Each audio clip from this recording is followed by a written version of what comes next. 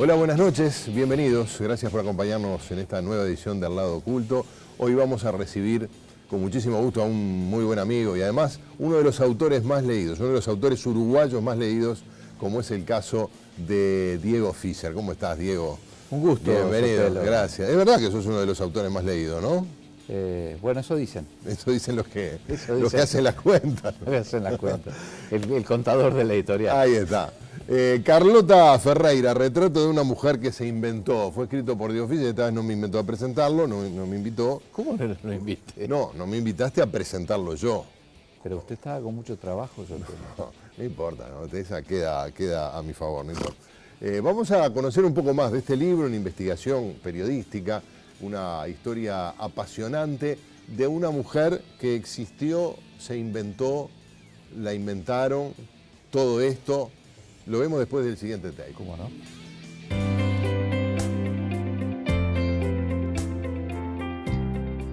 Desde 1980, Diego Fischer ha trabajado en prensa, radio y televisión. Ha publicado 11 libros, entre los que se destacan los 3 tomos de Al Este de la Historia y Al Encuentro de las Tres Marías, Juana de Ibarburu, Más allá del mito, uno de los 5 libros de no ficción más vendidos en los últimos 25 años en el Uruguay. Más recientemente, se destacan entre sus obras ¿Qué tupé?, Valle Beltrán, Duelo o Asesinato, A mí me aplauden, biografía de China Zorrilla, y Serás mía o de nadie, la verdadera muerte de Delmira Agustini. Como productor y guionista, realizó, entre otras cosas, una serie de documentales, Homenaje de Europa al Bicentenario Uruguayo en 2011, y Algo interesante que contar, que relata la historia de la legendaria azotea de Aedo de Punta del Este. Que no tienen ni fronteras, ni tienen ninguna clase de limitaciones, que son las cosas de la belleza, del arte, y es un trabajo en equipo.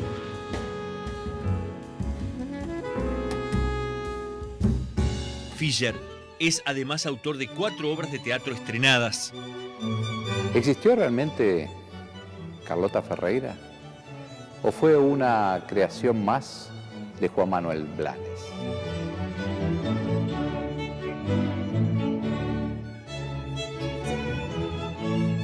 ¿Tuvo tantos amantes y tantos amores como se ha dicho? ¿Quiénes fueron esos amores? Actualmente es columnista en el diario El País y acaba de publicar el libro Carlota Ferreira, retrato de una mujer que se inventó. Hoy, en El Lado Oculto, recibimos a Diego Fischer.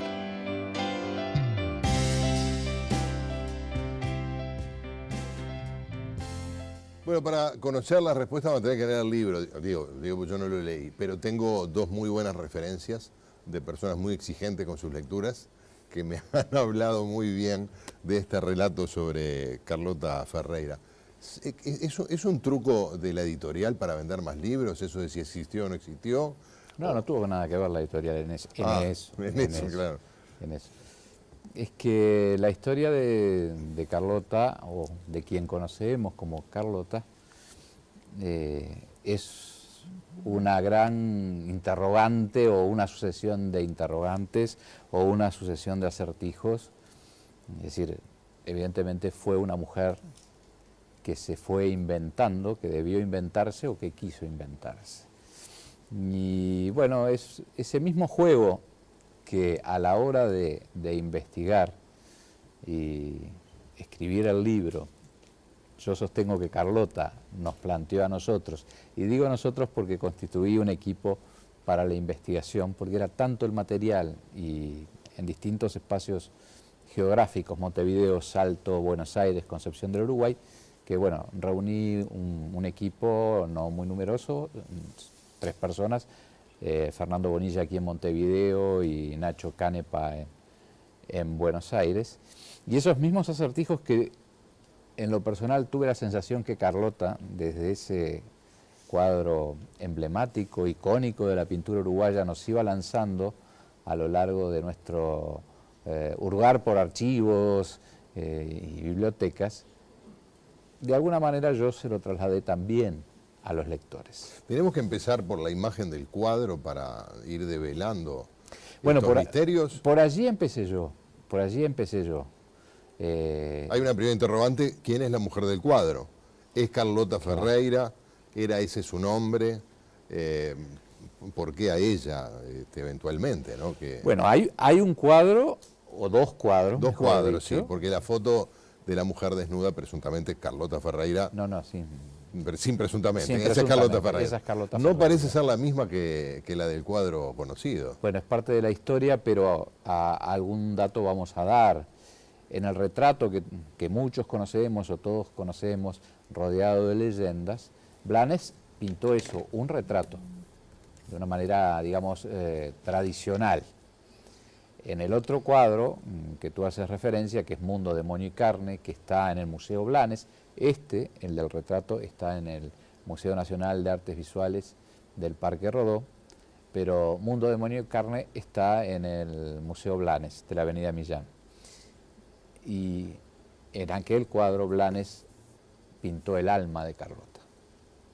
Y yo los invito a que lo vayan a ver primero que lean el libro y después que vayan a ver el cuadro, para entender esto que estoy diciendo, ¿no? Sí. Que fue una de las conclusiones a las que llegamos, no solo conclusiones. El alma es Mundo, Demonio y Carne. Sí. Mundo, Demonio y Carne. Eso es lo que a ese personaje, en términos amplios, es que se refiere al libro, o es el que describe principalmente el libro, según me han referido. Sí, es así. Pero no podemos obviar ese personaje sin quien la hizo conocida, que fue Blanes, porque conocemos a Carlota porque Blanes la pintó.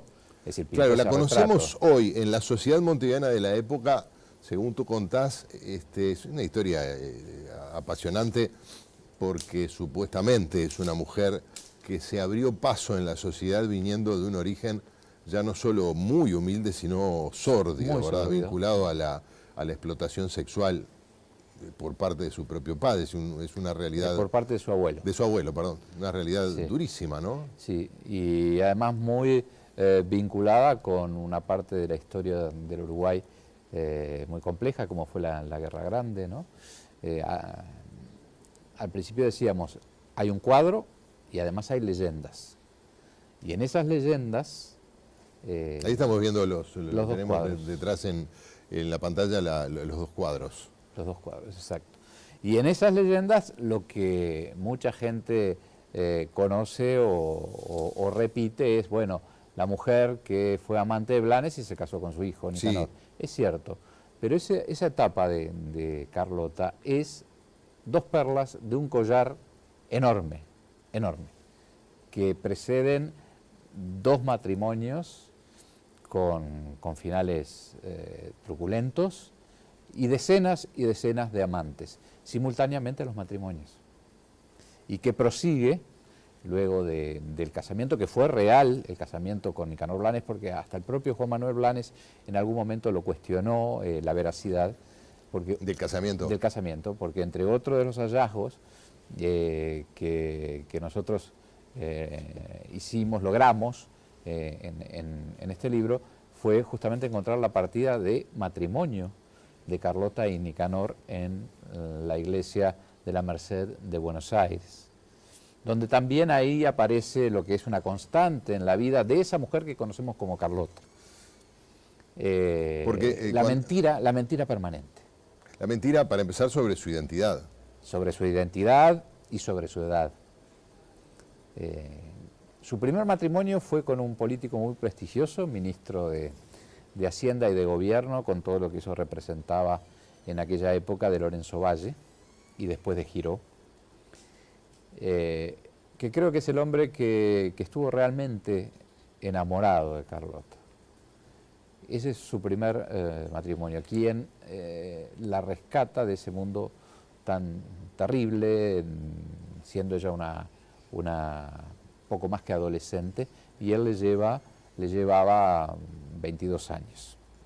Las cosas cambian después. Después Carlota... ¿Él la conoció cuando ella era prostituta? Sí. Es decir, conoce a su madre. Conoce a su madre y a sus tías en el prostíbulo de su abuelo, que era la pulpería de Don Benito, famosa pulpería del Cardal.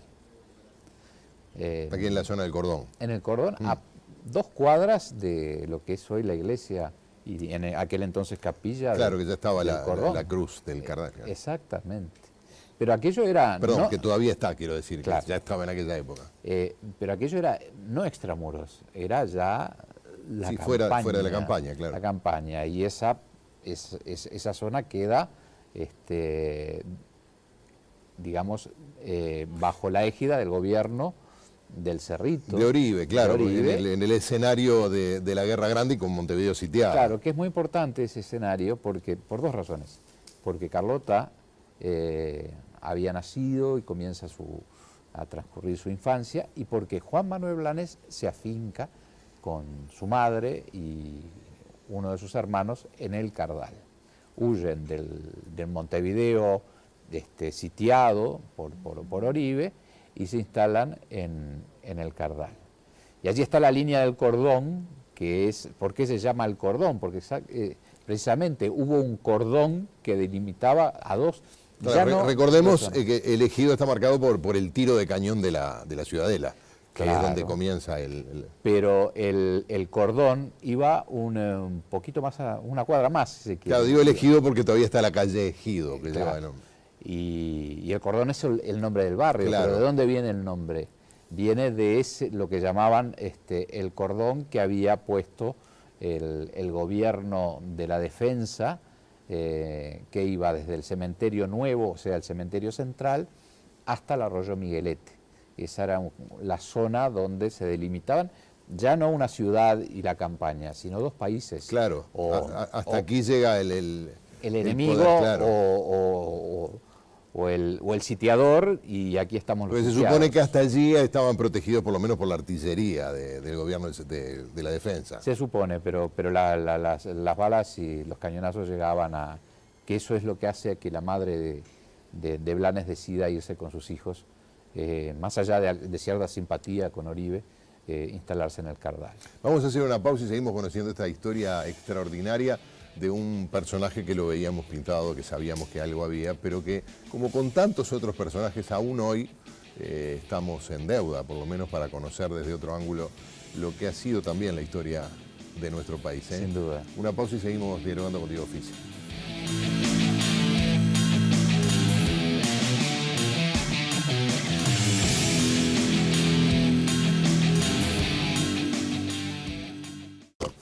Vamos a conocer un poco más de este libro, una investigación periodística, una historia apasionante de una mujer que existió, se inventó, la inventaron, todo esto. Lo vemos después del siguiente take. ¿Cómo no?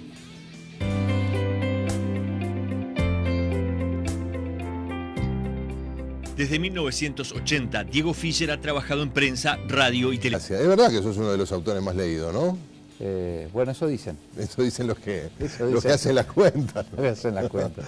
El contador de la editorial. Ahí está. Carlota Ferreira, retrato de una mujer que se inventó. Fue escrito por Diego Fischer, esta vez no me inventó a presentarlo, no me invitó. ¿Cómo no lo invité? No me invitaste a presentarlo yo. Pero usted estaba con mucho trabajo, yo creo. No importa, ¿no? Esa queda a mi favor. No Televisión. Ha publicado 11 libros, entre los que se destacan los 3 tomos de Al este de la historia y Al encuentro de las Tres Marías, Juana de Ibarburu, Más allá del mito, uno de los 5 libros de no ficción más vendidos en los últimos 25 años en el Uruguay. Más recientemente, se destacan entre sus obras ¿Qué tupé?, Valle Beltrán, Duelo o Asesinato, A mí me aplauden, biografía de China Zorrilla, y Serás mía o de nadie.